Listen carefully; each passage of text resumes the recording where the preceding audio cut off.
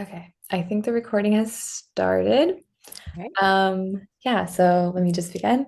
So today is October 6th. My name is Ruchi Tiwari, and I'm here today with Miss Wanda Choi on behalf of the Houston Asian American Archive at Rice University. To begin, we're just going to start with asking questions about your early life. But before that, could you please state your full name and where and when you were born? Okay. My name is Wanda Lynn, maiden name Quan, and Choi is my married name. I was born in 1950 in San Antonio, Texas, November 11th, 1950. Um, I lived there a short time as my parents were living in with my aunt and uncle there. And then we moved to Houston in 1952.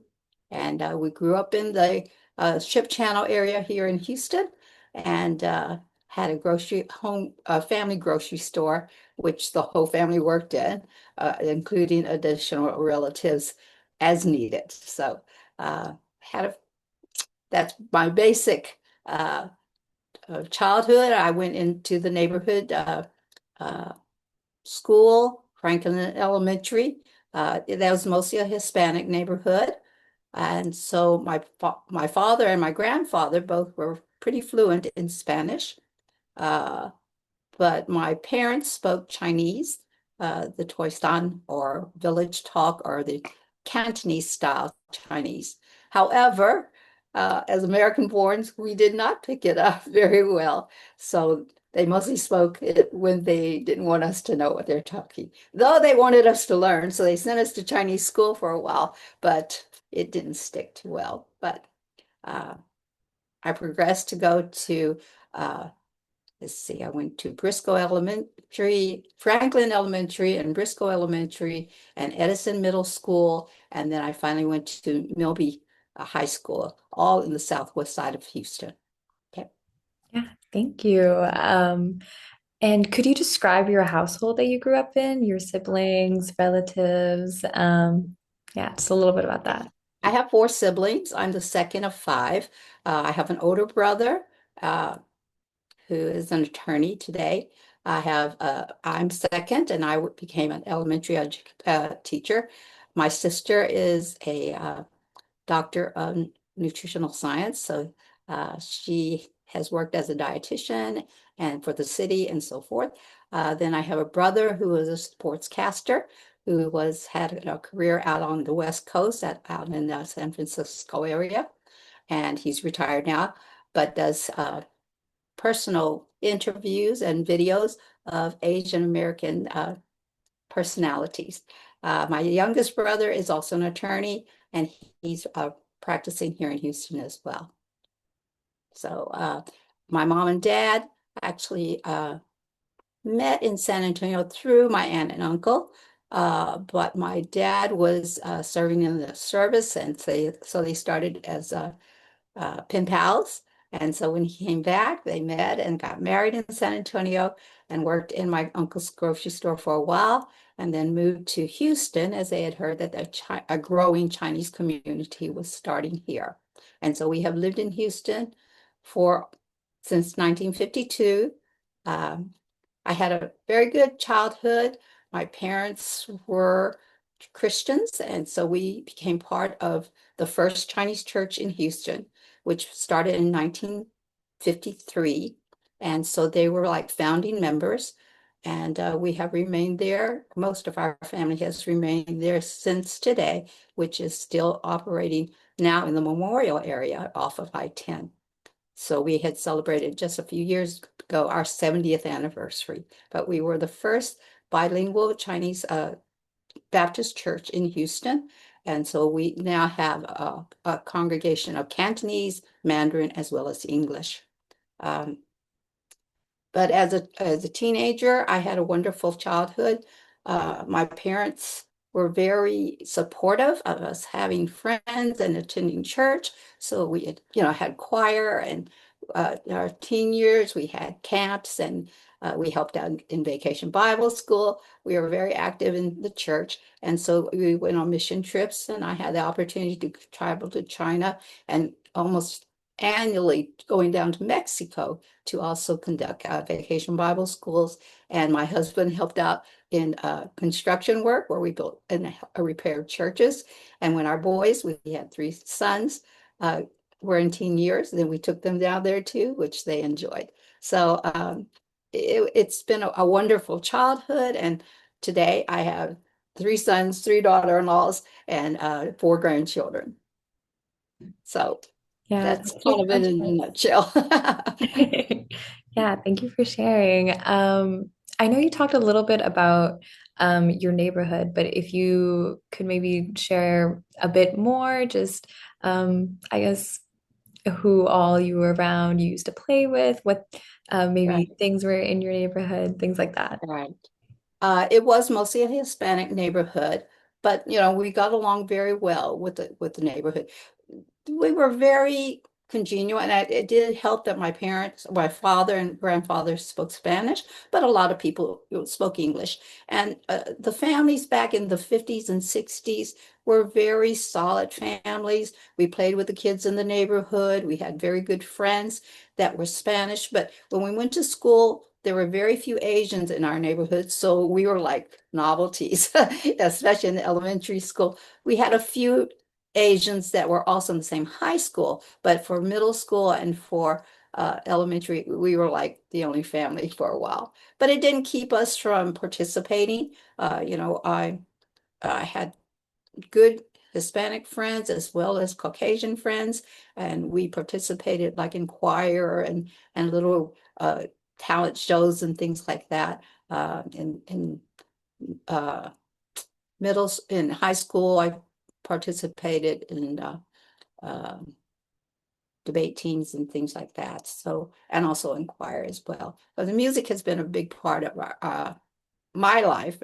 and our family as well. So, um, it was really so nice to that. I always tell people in those days were so honest. We had forgotten to actually lock our door, and our customers would come and they'd open the door and they'd look inside and they said, "Oh, they're not open yet." They just close the door and wait for us. Or delivery men could leave the groceries or the eggs out front, like bread and eggs might be left, and nobody would mess with them. But through the years, things got a little rougher. And so after, I think my parents had been in grocery business for about 35 years. Um, some elements in the neighborhood got a little bit wild. Like they would try to grab something and run out of the store. And one time they were held up at gunpoint. So they felt like they should retire at that time. But in most cases, for many years, we lived behind the store. Our household was connected to the store, so we would live there. And we started in a rental and then we built our own store with the living quarters behind as well. And then when we reach our teen years, my father felt like we ought to have a house that's big enough to have friends over and everything. So we moved to an residential area near the airport, Hobby Airport. And so we lived there for 20 some odd years. So they were always welcoming to our friends, having, have gatherings there. And we have extended family in Houston as well. We have uncles and cousins here as well that kind of followed us from San Antonio, and some have come from straight from China as well to begin businesses. So we have an extensive, and then through the church, we call everybody uncle and aunt. So we've been in the community so long. Many people knew our parents and they joined local associations as well. And so we just all kind of really worked together as we grew and they became more a part of, I guess, like I said, the American mosaic. Yeah. Yes. Yeah, that sounds like a wonderful community. Thank It you. was great. It is great. Yes. I guess my next question is, I guess you've talked about some memories here and there, but do Mhm. you have any childhood memories that kind of that are very strong, or just any favorite ones that come to mind when you think back to your childhood? Well, I will have to say, like in elementary school, we were somewhat of a novelty, and we're very proud of being Asian American. So I do recall that my mother had my sister and me dress up in our Chinese clothes, and I think it was Chinese New Year, we had the opportunity to sing to the principal in Chinese. I mean, we didn't know a lot of songs, but we could sing Jesus Loves Me in Chinese, so we performed for him. Uh, Also, as in my career, I had the opportunity to not only teach in the classroom, but I had a chance to be a part of a very special multicultural program that my brother actually started. Well, he was the first teacher of the Chinese culture. And what it was a federal program where we had like a little museum for children to come to as a field trip. And it was called People Place Multicultural Center. And so it was an offshoot from that was offered through HISD, but it was federally funded. So my brother had been a middle school teacher and he heard about the program, but they were trying to find a Japanese teacher. Well, they couldn't find one. So he said, well, what about Chinese culture? Because actually Chinese culture is older than Japanese culture. So they gave him the job. So he didn't work for HISD, well, but he did, but through this program. So after a few years, he went back to law school. And so his wife taught in the position for a while, and then I had a chance to uh, be in the position. And I did that for, goodness, about 15 years. And I truly enjoyed it. Every day we would have a different elementary come and visit.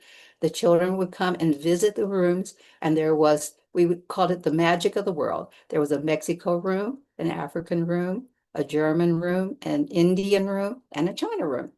And later on, we added a French room, and the children would go and try on the clothes, try some of the food, eat with chopsticks, of course, in China, learn a few words in Chinese language, which was good because I didn't know a whole lot of Chinese, but also learn how all cultures have contributed to the world.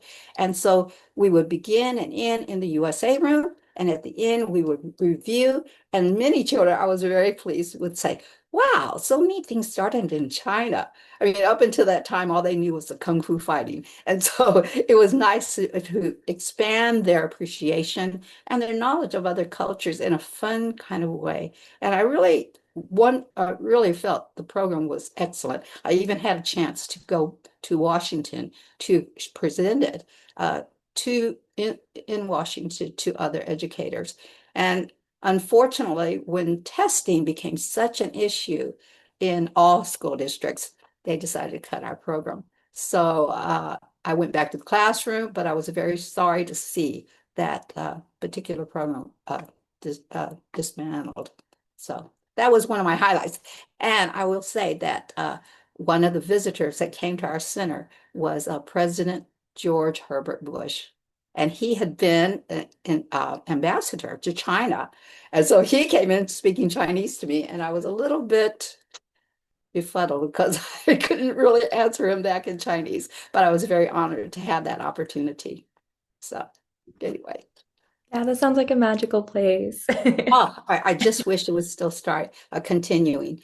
And I had approached actually the Asia Society about possibly having that kind of program, but at this point they have not instilled something that hands-on. I mean, they have good programs, but that day-to-day exposure for the school-age children, I think, was very helpful and beneficial. Yeah. Well, I hope that works out. I hope so. Yeah, my next question is, how did your parents' backgrounds shape your upbringing? Okay. Well, definitely, the Chinese culture is, well, a very proud culture. And though people may make fun of it, my parents taught us a lot of ways to perceive and feel confident about our identity without being boastful about it. And I felt like my dad would often share, well, there's a Chinese saying about this and that. And, some of those little wise sayings kind of kept with us. Like my mom had a chance to visit or do a mission trip to Venezuela. And you'd say, why? Was your Chinese group there? But my father would say, Chinese believe there, where's there's smoke, there's Chinese. And sure enough, they witnessed to the people that own restaurants in Venezuela, and they were Chinese. And so after work hours, they were happy to visit with my mother and her mission group, and they had a wonderful time. So that was one little thing. And also, they didn't we go to a Chinese church where the language is spoken, but since a lot of my generation did not, English was our prominent language, first language. And so just that community of coming together, and we would have special Chinese uh, community programs as well, like a special annual picnic and different uh, community service projects and so forth. So my parents, my dad did serve in the service, and we're very proud of that. Um, just recently, I would have to say my brother-in-law shall I say, essential or quite involved in getting Asian or Chinese American citizens recognized for their service in World War II. And so other groups had been recognized, but the Chinese had not. So recently, within the last 5 years, they were recognized and given a gold medal of honor to recognize their contribution, which was quite great. And so even though my father had passed, my mother and my siblings had a chance to go up to Washington to receive the medal, and it was wonderful. So um, uh, they instilled, they of course education is a big thing. So we are all college graduates, and uh, though a grocery store seems like a very menial type of income, it was enough for us all to go to college, and uh, thankfully, even our children have gone on to college. So uh, it's a I guess a pattern that our parents have set. Now, a lot of children nowadays don't want to, but we don't force it, but we allot for it, we plan for it, and we encourage them. And so we're thankful that all has turned out well, and I think they have felt the confidence that though we sometimes are called a minority, we feel very American and very much a part of America's fiber, and we strive to be a contributing and beneficial part of it. Uh, Basically, we're just Chinese Americans. I will have to say that my mom went back with my father because his mother was still in China.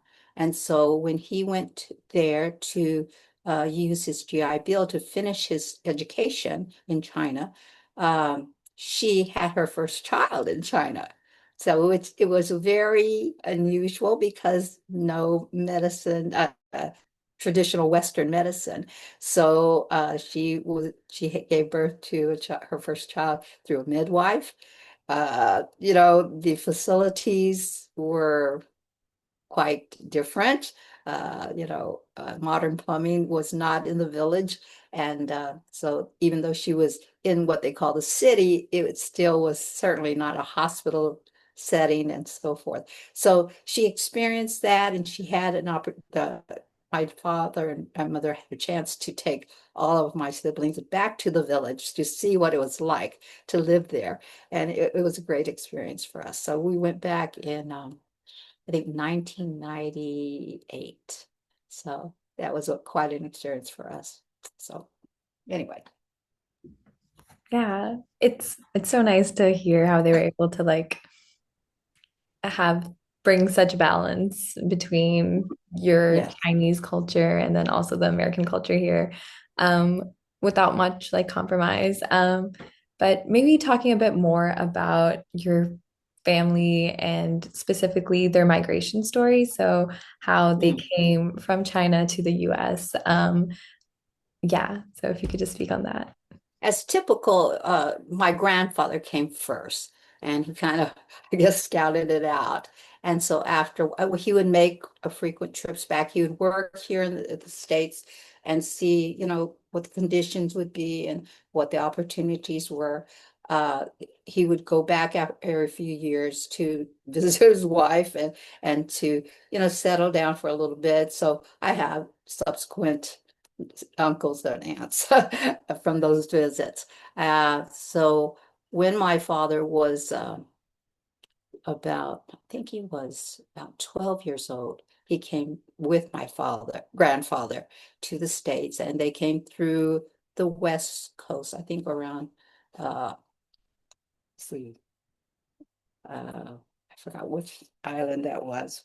Oh, I'm sorry, I forgot the name. We visited it even. It's in California, uh, up there. So, and it was quite difficult in a way. My father said that it was kind of nice, of course, to leave his mother at such a young age. It was difficult, but the gentleman that they traveled with kind of took them under, they all just took care of the younger ones. And so even though they were held in that detention center for a while, they were treated, okay, and it wasn't awful, but it was, just the process of coming over.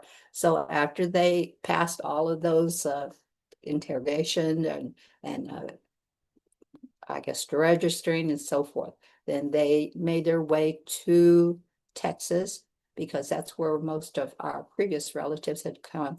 So grocery business seemed to be the easiest or the most common way of them making a living. So several uncles owned stores, so they worked in the stores, learned the process, and felt confident. And so it was quite common for several uncles to work together in one store and then branch out to have their own. And then they would slowly bring their families to the States, or at least bring their wives so they can begin their families here in the States. So my mom now, she was an ABC. She was American born Chinese, but she was born in Augusta, Georgia. And a lot of people say, oh, Chinese in Georgia? But like my father says, where there's smoke, there's Chinese. So anyway, my grandfather on her side also had a store, but with 8 children, it was tough. So, and what made it even rougher was that my mother's mother passed away in her late 40s. So with all those children and my grandfather on her side, trying to take care of them and run 2 stores, it was quite difficult. So he went back to China and got another wife and brought her over to help with the children and so forth. So I have aunts and uncles on different levels as she had children and then she remarried after he passed away. So anyway, so my mother had a rough life because she was the third of the 8 children. So she took care of one of the stores with her sister, and they were just young teenagers that they would ride the bus to the other store location. But again, it was nicer times. Now they had stores in Black neighborhoods, yet they had no problems. I worried these young girls, carrying a money box to take care of a store, but they didn't have any incidents, and so they were able to do that. But as they got older, one of her sister, the oldest sister, got married and came to San Antonio, and so then after she reached her, I guess, 20s, then she decided to come to San Antonio and live with her. And so um, after she stayed there a while and made connections with my father and got married in San Antonio, then they moved to Houston. And then her next sister came and lived with us for a while in Houston. So they became part of the Houston community. So it just kind of, one helps another. And where you go, where you have somebody to connect with. And so that's how they were. And we still try to have family reunions every once in a while. So it's quite a gang for sure. Yeah, sounds like one big happy family. It, it's been pretty happy, Yeah. really. Um, so my next question is, and I feel like in some little, you've kind of sprinkled it here and there, but what are some ways that your family was able to preserve like Chinese culture in your day-to-day life? And I know you talked about the sayings, but this could be like holidays, language, food, I know is a big thing. So, Definitely. Food is a big thing. We in general ate Chinese food most of the time. And the amazing thing is my grandfather did a lot of the cooking because some of his earlier jobs was working in kitchens. And so he learned to cook quite well. And that's kind of, I don't know, kind of unusual, I think, in the old country because the women would mostly do all the cooking. But he learned to be quite a good cook. So even though um, even throughout the years, we would just watch him cook, and he did a lot of the cooking for us. And for many years, my mom didn't have to cook because he was such a good cook. So we ate with chopsticks, and most of the time, and we just had our traditional things. But we enjoyed other food too. Living in the Hispanic neighborhood, oh, we would have homemade tamales brought to us at Christmas time, and we loved Mexican food and we learned to cook that ourselves too. But like I said, my parents wanted us to learn Chinese, but we were somewhat resistant to that. And even though we went to a Chinese church, we didn't attend the Chinese congregation. Or for a long time, while as our church was growing, we would have translated services. So everybody would meet together, but it would be in English and Chinese.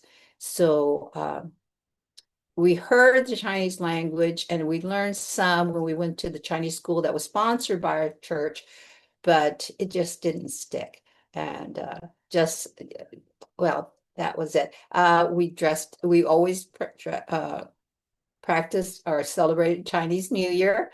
And one of the things is at Chinese New Year, you get the adults give out red envelopes with money in it. So we learned and appreciated all the what we call hongbao, which is lucky money. And so we would do that. And of course, we had special titles. I would call my grandfather, yeah, yeah.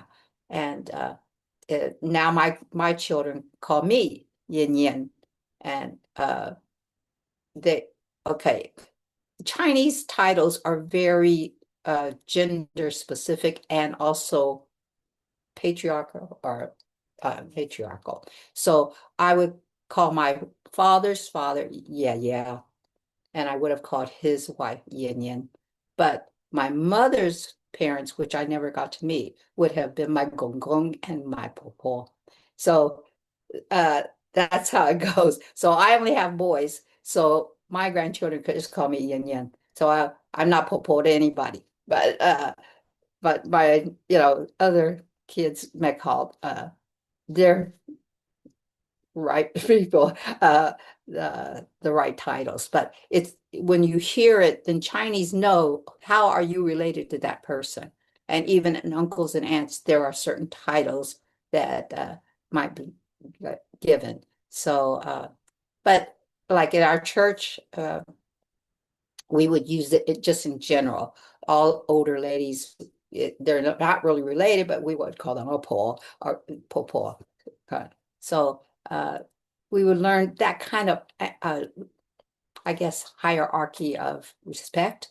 And so we were taught that pretty just automatically. It wasn't a forced thing, but it was just something what we did and didn't feel, bad about it. So we kind of grew up with those sort of traditional traditions that just seemed right to us. And so we never felt awkward about it, but we enjoyed it. So oh, and special foods, of course, during certain times. And there were certain things, certain soups that you have at certain times. When I was when I had my children, my mom would make a special soup that was supposed to help me produce more milk so I could nurse my babies. And I loved it, but my sisters, oh, I know. Well, I'll take it just for the baby, but I'm not really crazy about it. But anyway, that things like that. And Chinese, have a lot of herbal medicines, and they're finding out that a lot of those are quite beneficial for people.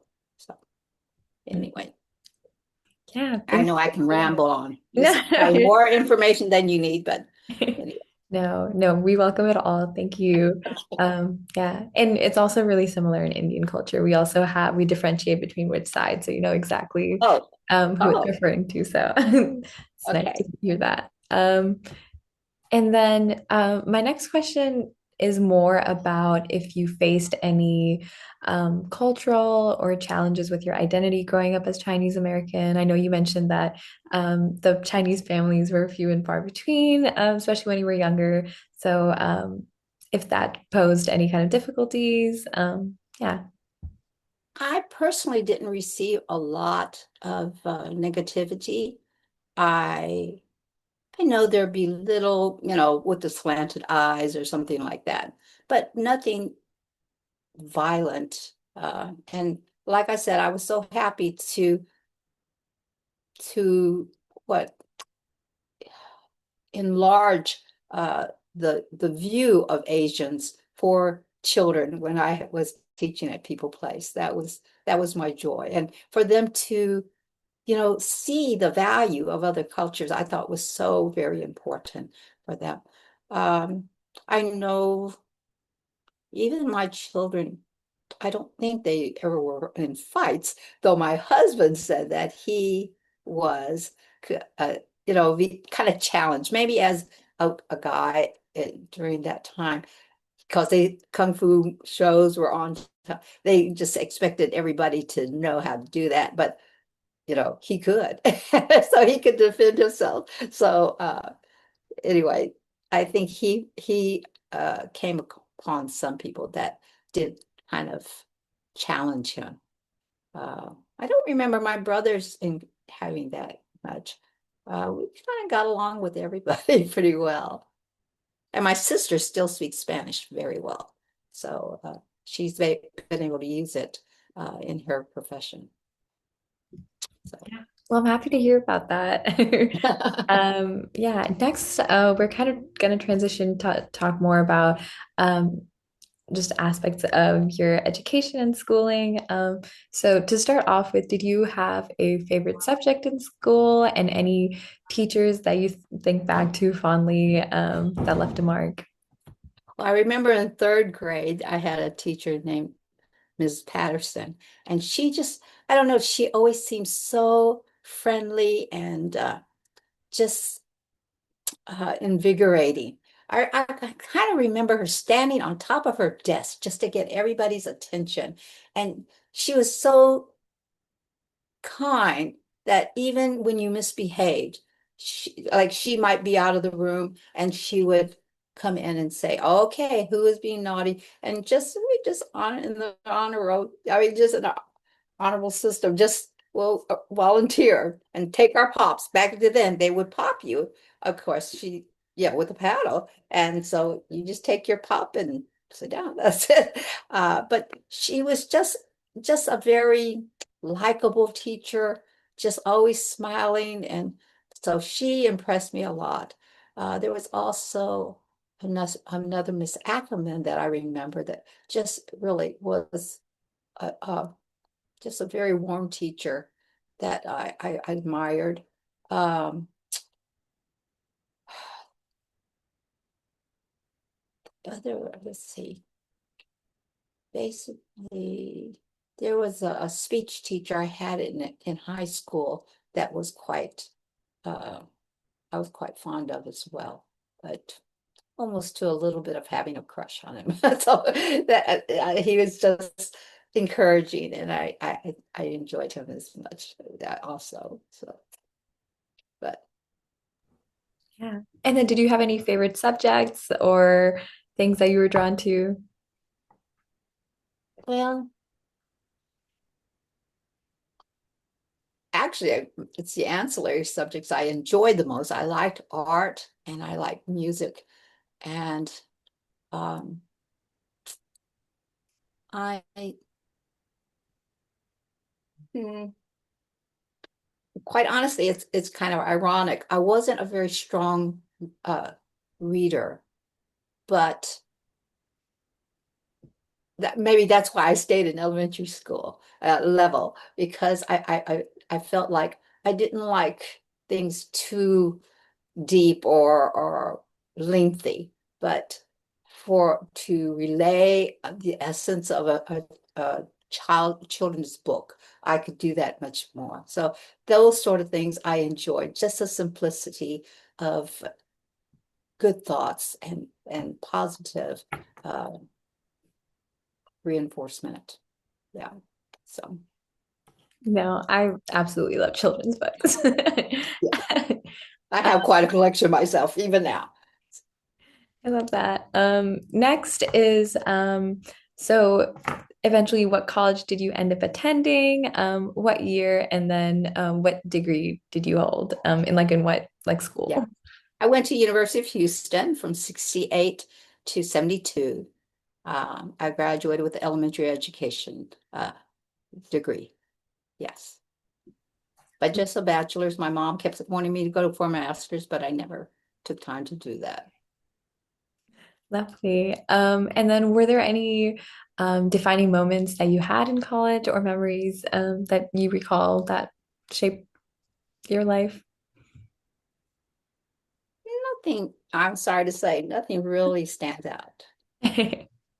No, that's all good. But yeah, and then I guess with that, maybe transitioning a bit more into your career, what made you the most passionate about teaching and getting a degree in education? Well, like I said, I've always liked to work with children. And so I was definitely going to work in that level. Even when I did my student teaching and had to go to middle school, it was much more difficult for me. I did have a time to work in ESL when the Vietnamese students came into this country. I worked to teach them as a second language, but I was soon out of a job because they learned so quickly. I I wasn't needed much after that. So I was happy to um, get my position at People Place because I felt like each day I had a chance to see a brand new group of children and I could relate to them. Uh, well, in a way, it was with a simple lesson plan because I could do the same lesson plan all the time, but I would change it up, of course, for different seasons and stuff like that.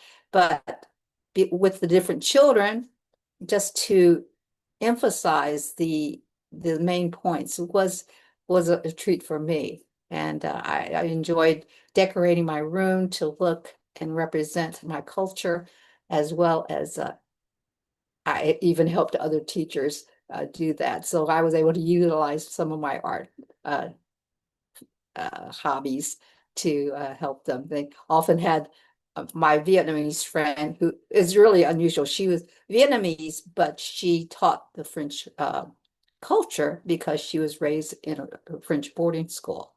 And so they hired her. So they would look at her and like, she's French, but she spoke French fluently and she knew so much of their culture as well. So she and I would often do bulletin boards for other teachers. So it was a way for us to uh, express ourselves in another way. So Yeah, that sounds really fun. I would love yeah, to I go. Yeah. was. The next is what do you feel has been your greatest accomplishment as an educator? Hmm.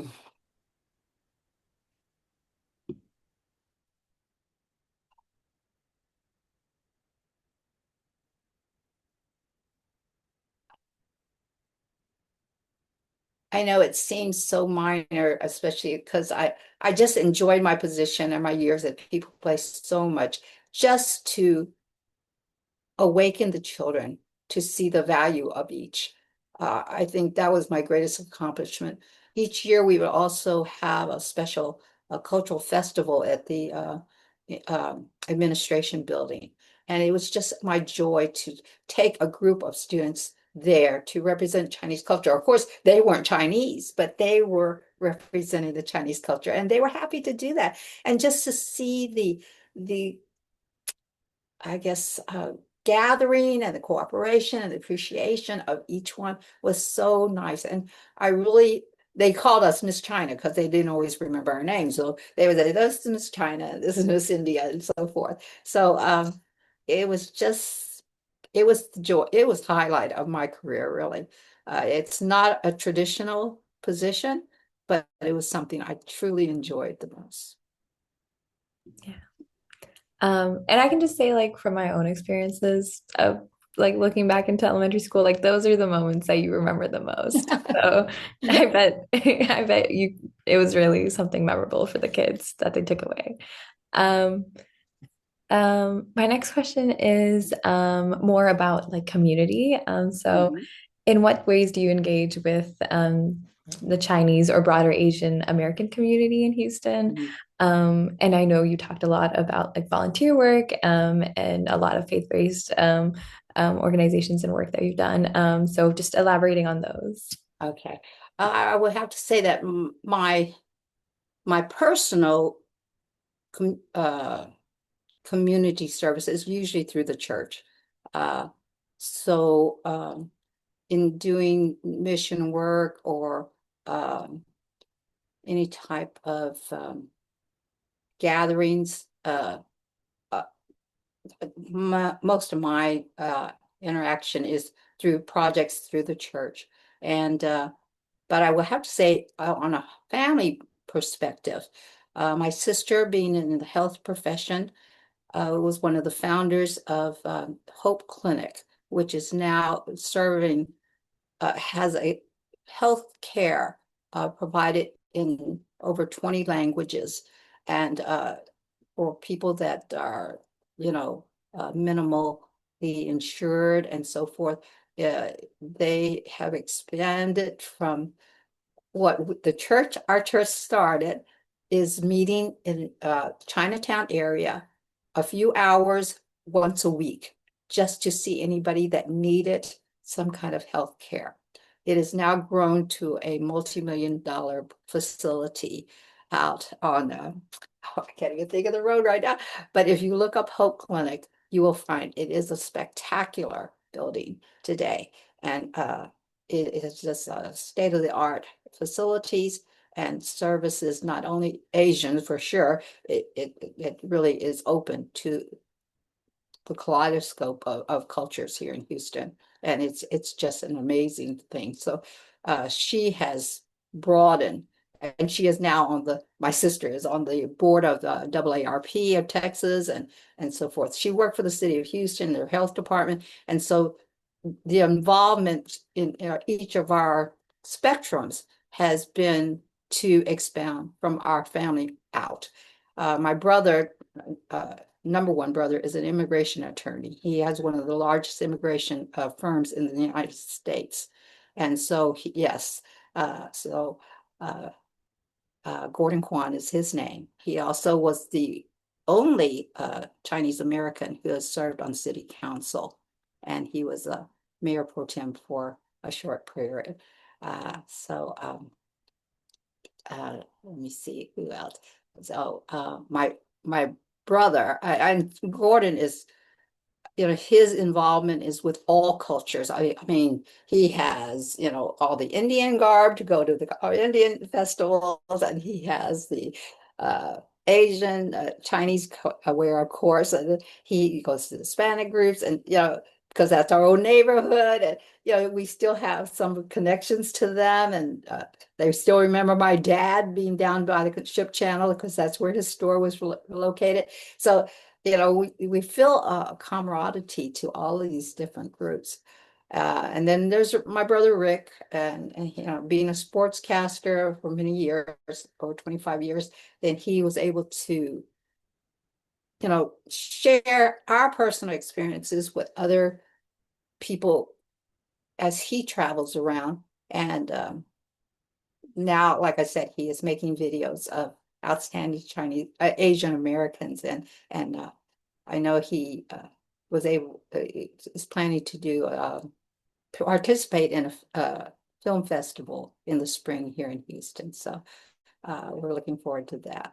So yeah, it's just in each of our air categories. Probably I'm the least, but I just feel like our family just kind of wanted to share uh, our culture in a positive way, and we're welcoming to other cultures as well and letting them shine as well. So it's just ingrained. My mom and my dad both, they were not bound. Of course, they felt most comfortable with their own culture, but they were not ones to shut us off from any other. So they welcomed and they embraced others. So I think what what do they say? The fruit doesn't go far from the tree. I just so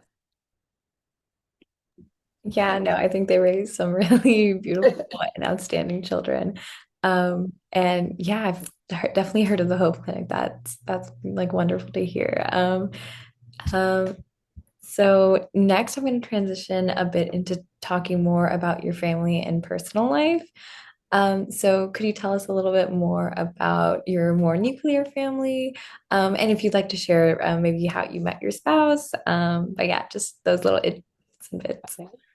Yeah. Well, once again, the church was in because my husband and I grew up in the same youth group, and so much to some people's surprise, I ended up with him. But we have a similar background. His father owned a grocery store as well, and so it we just clicked. And though we have very different personalities, I'm quite chatty, and my husband's quite quiet. But it's been a good partnership. We've been married, gosh, 52 years. So we had three sons. Uh, our oldest son is a PA out on the West Coast, out in Oakland. He had married a Filipino girl, and they have two children, Gwyneth and Elon. And yet, Elaine is quite open to embracing both cultures.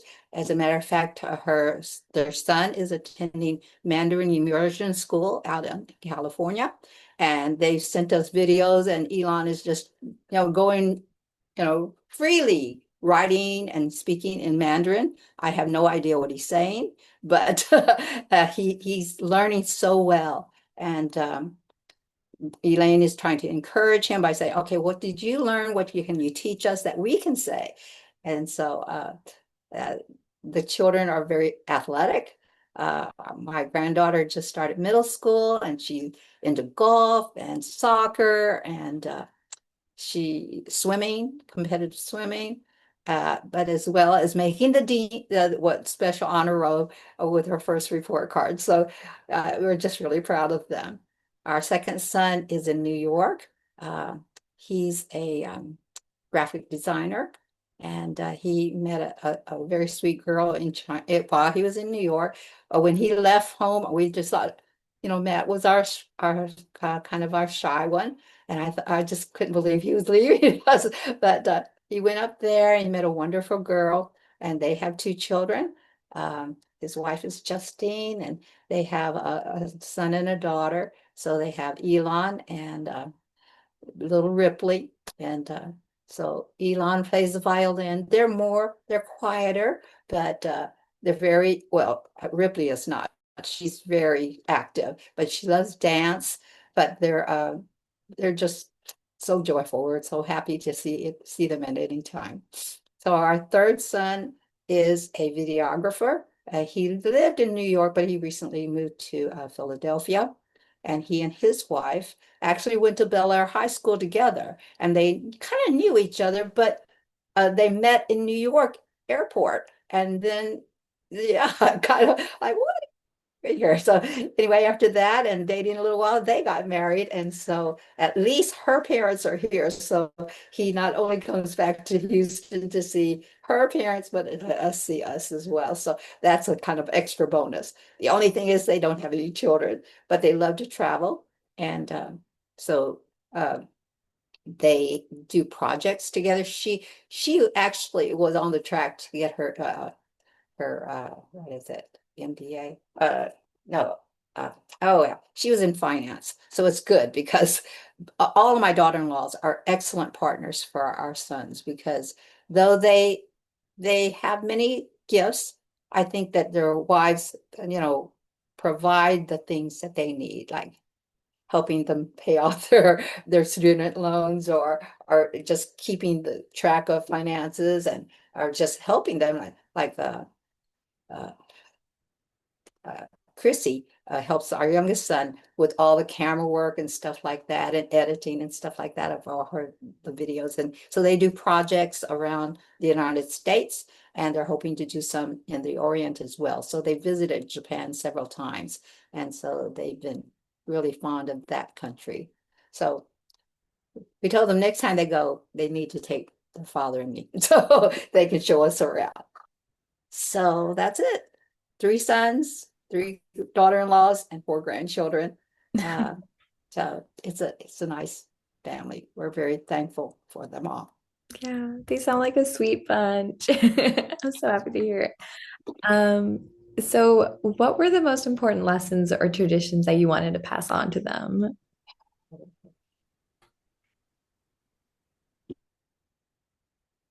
Well,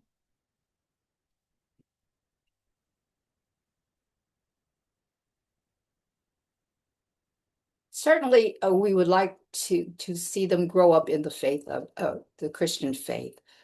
We have found that to be a bedrock of our personality and our identity. And we would like it to be a strong point in their lives as well. Um, they have introduced, our boys grew up in the church, but sometimes in this generation, it's not always a priority. And we would like that to be a stronger priority for all of them. Um, but certainly there are traditional things in the Chinese or culture that we would like to see maintained, and we already see it because though my first daughter-in-law is Filipino, many of their traditions and values are similar to ours. Uh, my second and third daughter-in-laws are Chinese, and their parents also are very somewhat, yeah, fairly traditional. Actually, my second daughter-in-law, her father's from Taiwan and her mother's from Hong Kong. So they are even more traditional, yet they practice within their family, but they don't have a strong Chinese community that they operate in. Uh, so I think that that's a little different here for us because in the Houston community, I believe our Chinese, well, for my family in particular, the Chinese community around the church has been very influential on us. Uh, Now, my third daughter-in-law, her parents are they are Chinese, but they lived in Vietnam. So they're bilingual in that way, but they're also kind of different traditions, but still very Asian.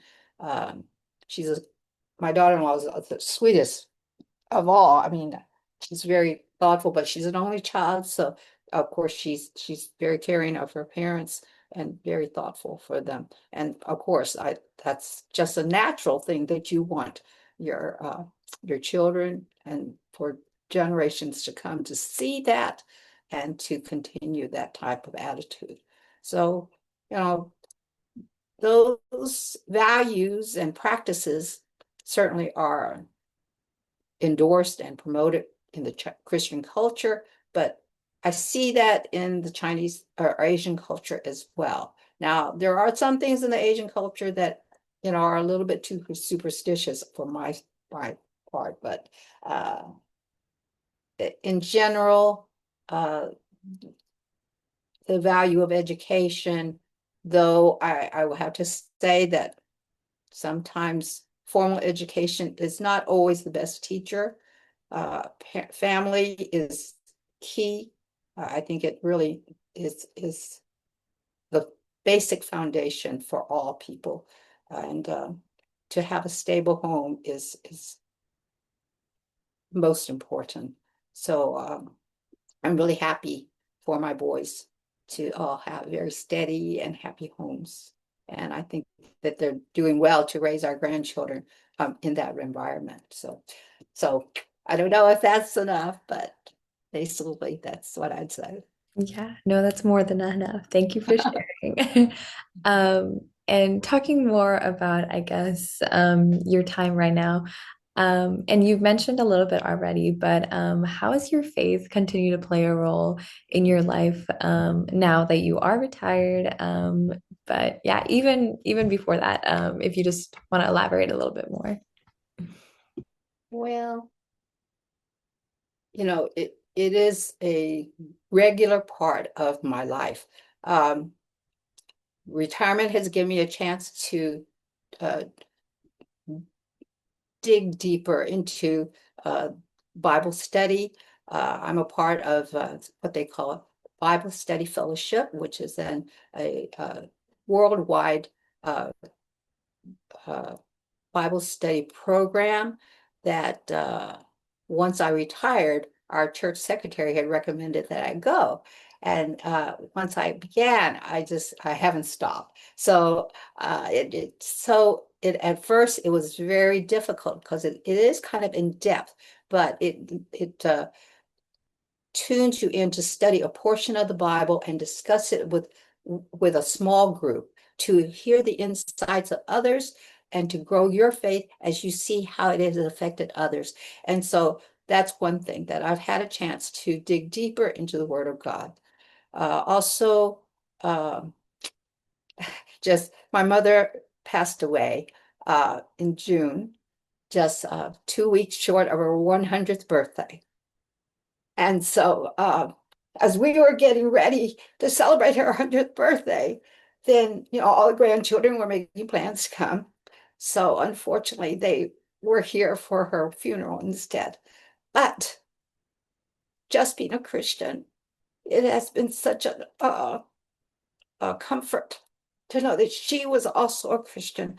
And I would have to say that's true. Another thing, her father was a Christian, and it was because some Caucasian ladies in the neighborhood back in Georgia took it upon themselves to reach out to the Chinese community and minister to them. And so he became a Christian, and he was a faithful attender of church, and he would take his children to church and pick up other children as well. So from that generation on, now my grandfather on my father's side, coming from China, he became a Christian later.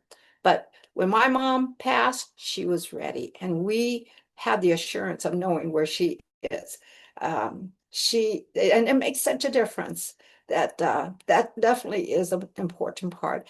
And unfortunately, we call them the super seniors. It seems that her generation at our church have they've reached this point. So we've been going to a number of services, and I'm happy to see that these ladies, mostly ladies, it seems, because they're in their 90s. Some of their husbands have already passed. They say women last longer than men. Anyway, they are have been some of the most, outstanding people in our church. So we have the comfort of knowing that in Christ they have an eternal home where they're free from all pain and suffering. So that's been a real assurance, and it's been an opportunity for us to remind one another that our hope is in Him. Also, our church has short-term mission trips, and recently they were saying that they're going to go to Brazil for a short time. So I'm contemplating that. I've had a chance to go to Mexico and to China before, so Brazil might be interesting as well. So I'm looking into that now that I'm retired, and also that my sister and I were the main were caring for my mom and her later. Well, she was in good health for at least up until she was 75, 95.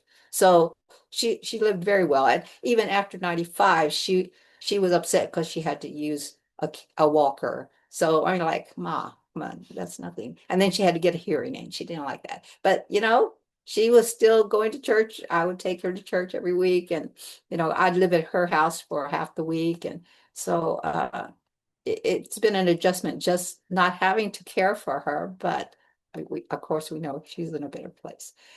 So uh, I'm thinking about doing more traveling. Hopefully my husband will go, but he said, like I said, he said only traveling we do is go to see the grandkids. So we'll see. So those are some of the things I'm thinking about. Um, just adjusting to the absence of my mom and seeing what opportunities that God maybe wants me to participate in. Um, I'm very active in my children's program at my church. So I work with the nursery children as well as the grade school children. So uh, I'm pretty busy. So, Thank you for sharing that. I know that was a little bit difficult, but I think hearing about your mom, I think it's definitely a sign of a life very well lived and loved. yes, yes. I guess the next section, our closing section, we're going to talk a bit more about just identity and kind of some things that you want to um, just like leave or just have heard.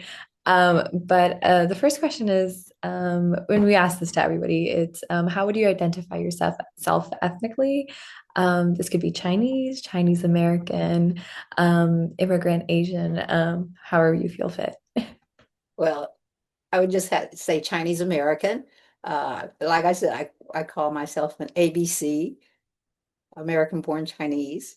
Uh, I also know the Chinese have a little saying that I'm a Choksan, kind of a hollow bamboo, because I don't know the language. But I'm proud to say I'm a Chinese, but I'm embarrassed that I don't speak the language. I wish that I picked it up. And at this age, it's very difficult.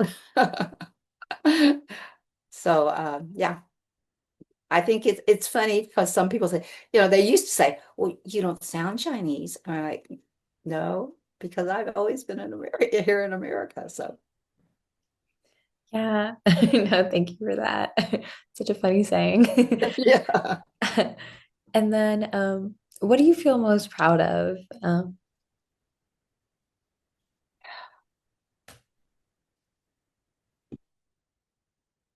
Well, I'm proud of my parents. Um, like I said, owning a grocery store doesn't seem like a big deal. I mean, they didn't have high degrees. As a matter of fact, they did not graduate from high school, and only later they went together to earn their GED. And I thought that was so sweet. Um, but my mom was very intelligent. She could have been a teacher herself. She read all the time. And my dad was quite uh,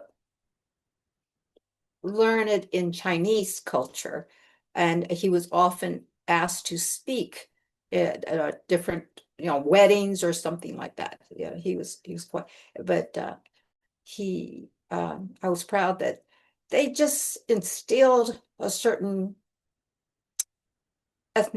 ethics, strong ethics in honesty and sincerity and kindness and caring for other people that crossed cultural lines. So um, we often talk about how my dad would extend credit for people that were short a check or something like that, and just the sharing of gifts during holiday season and just calling all the men the paisanos and everything. They just felt kindly towards each other.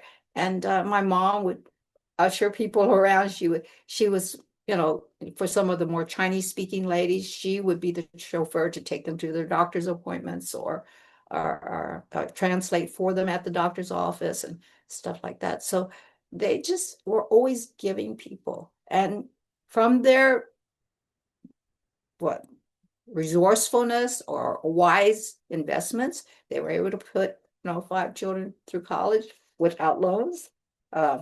We couldn't do that with our professions, but college got more expensive. But 5 kids went to college, so and they did that. So so I'm very proud of them. I am proud that my boys turned out pretty good boys, and I'm very thankful for my husband, who, though he's quite different from me, I think that God knew what He was doing when He put us together. I'm proud to be an American. I'm I think that it truly is a land of opportunity, but at times it's like we've gotten so comfortable in our opportunity that we take too many things for granted. I'm proud of, in general, the work ethic of Chinese. Now, sometimes Chinese culture emphasizes that too much, so they want to take credit for their work, but they definitely are willing to work. And we found that in the Hispanic neighborhood too, that the families, they could be longshoremen, but they worked, and they were, it was good, honest work. So to have a family unit that has the integrity to to be willing to put in the sacrifices that they need to raise a foundational family, I think is very important. And I feel my parents did that. So yeah, I guess that's enough. Yeah, no, thank you for sharing that. And I bet like no words can really encapsulate how much your parents did for you, but thank you for trying, or thank you for sharing with the next is when and where do you feel most at home? Hmm.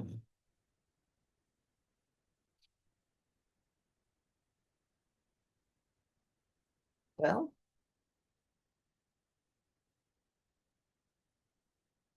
I'm very much at home at my home. Uh, just just to relax in my surroundings, just sometimes to have some free time just to kind of veg out, uh, to you know have simple meals and just not be so hurried to meet deadlines. So uh,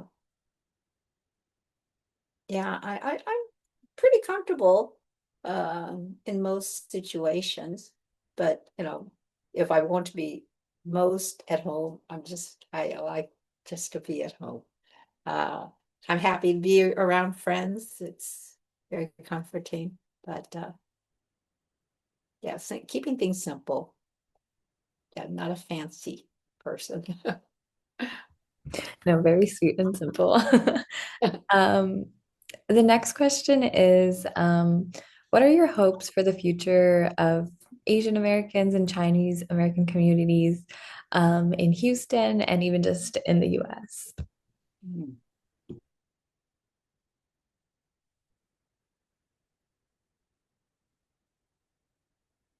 Well, I'm afraid that, it's just the generational gaps. I would love for Asian Americans or all cultures to feel comfortable of who they are and not be critical or condescending to anyone.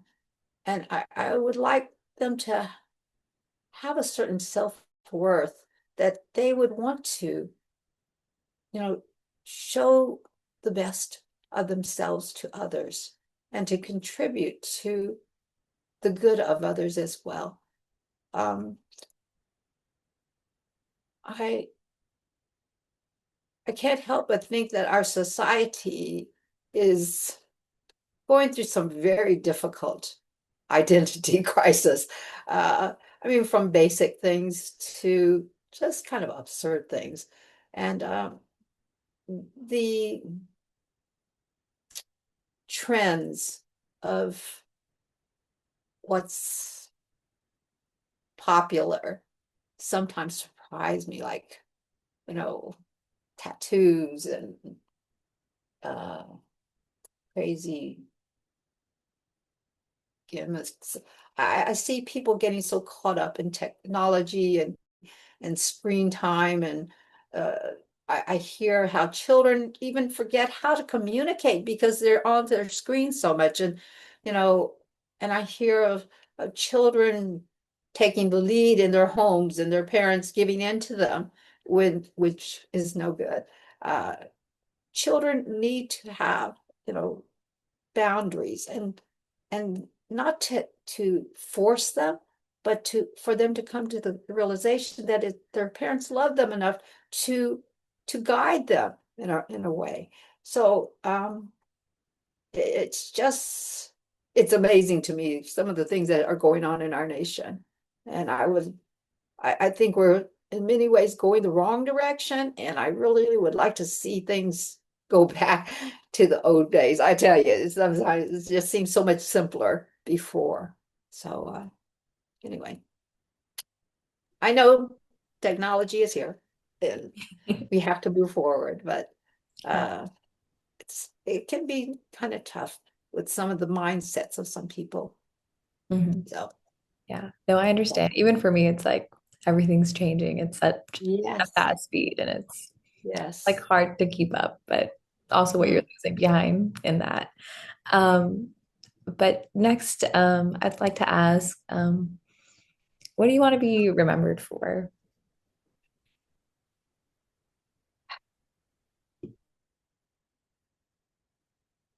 You know, I'd like to be remembered for being a genuine person. I'd like to be remembered as being one who truly lived her stated beliefs in a way that was not boastful, but in was in evidence of in my actions. Um, I I strive to be um, sincere in my faith, and I uh, would just like to be a good testament of God and his love, as well as the blessings of what my parents have instilled in me as well. So that's about it. So That's just to be very, genuine, just to be genuine. Okay. thank So. you. Yeah, that was so beautiful. Yeah, thank you for that. Um, yeah, maybe we could take a minute. Yeah. I'm sorry, I'm quite an emotional person. You're Uh, so good. That's At my never been mother's a bad funeral, thing. each of the children had a chance to speak, and everybody said, "Oh, Wanda's going to cry," but I didn't. I was the pretty moved, and so my brothers broke down, and they were like, "Oh my gosh, I can't believe it!" So, Yeah. but These aren't easy questions, so I no, understand. they're mind provoking actually, because sometimes you don't think about that. So, but Yeah. And I think the last question to close it off, mhm. is just if your children watch this interview in the future, and just anybody, is there a message that you would want to give them or leave them with? Yeah. I think the best thing I could teach them is that, let's say, God made each of you and loves each of you in a very special way. He loves you and wants you to know Him and His abundant life. He will bless you and He will stay with you if you only come to Him uh, through His Son Jesus. And Remember, He is God alone. He is the creator of all, and He made a good and beautiful world for us to enjoy and to benefit and to share His love. So I pray that each person will come to know Him personally and that you can continue to grow throughout your life closer and closer to Him so that you can experience His blessings and one day receive that wonderful greeting of, well done, my good and faithful servant. Thank you. Um, that was all the questions that I have. But if there's anything that you feel like wasn't covered and you want to share, please feel free. Is there anything you'd like to add? I don't think so at this time, but I thank you for being so patient with me. I'm so sorry. I just have not moved into the technology age, and I don't have any grandchildren to help me because I know they could. But uh, yeah, it's just yeah, I think that's fine. Yeah. Sounds great. Thank you. Let me stop the Thank you. recording.